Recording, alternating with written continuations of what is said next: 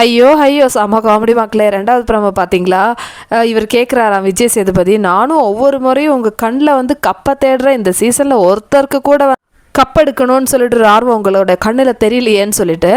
ஏன் விஜய் சேதுபதி, அதான் உங்கள் கையில் ஒரு மாணிக்கம் இருந்ததில்ல, அந்த மாணிக்கத்தை நீங்கள் தூக்கி போட்டுட்டு இல்லைன்னா எட்டி உதச்சிட்டு இப்போது உங்களுக்கு வந்து மாணிக்கம் வேணும்னு சொல்லிட்டு குப்பையில் இல்லைன்னா சாக்கடையில் கிளறுனா கிடைக்குமா? கிடைக்காதுல்ல.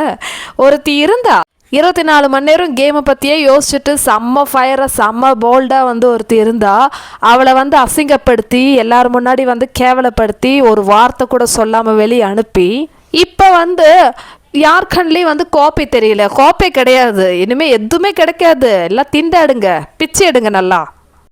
அப்படியே எல்லாரும் தயங்கி பேசுகிறாங்க. நான் வந்து விக்கல்ஸை சொல்கிறேன்னு சொல்லிட்டு அரோரா வந்து சொல்கிறாங்க. ஏன் அரோரா, நீ தான் வந்து வாய்க்கிழியே பேசுவியே, பேச வேண்டியதானே?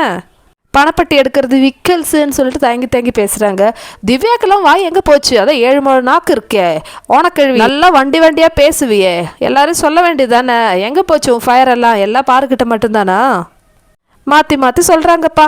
ஆனால் அப்போ கூட வந்து நான் கப்படிப்பேன், கப்பு தான் முக்கியம்னு சொல்லிட்டு எவனாவது ஒருத்தன் பேசுகிறானாங்க.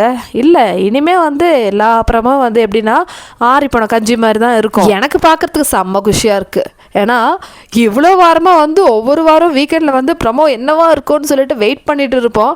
இப்போ காலையிலேருந்து 2வது ப்ரமோ வந்திருக்கு. அது எப்படி இருக்குன்னு பார்த்தீங்கன்னா, இனிமேல் என்ன பேச போகிறாங்க, என்ன கேட்க போகிறாங்க, எல்லாமே வந்து மிக்சர் பார்ட்டி தான் உள்ளே இருக்கு. பேசாமல் அந்த கப்பை வினோதுக்கு கொடுத்து தொலைங்க. ஏன்னா அவர் மட்டும்தான் இருக்கிறதுலே கொஞ்சமாவது ஒரு எலிஜிபிலிட்டி இருக்கிற ஆள்.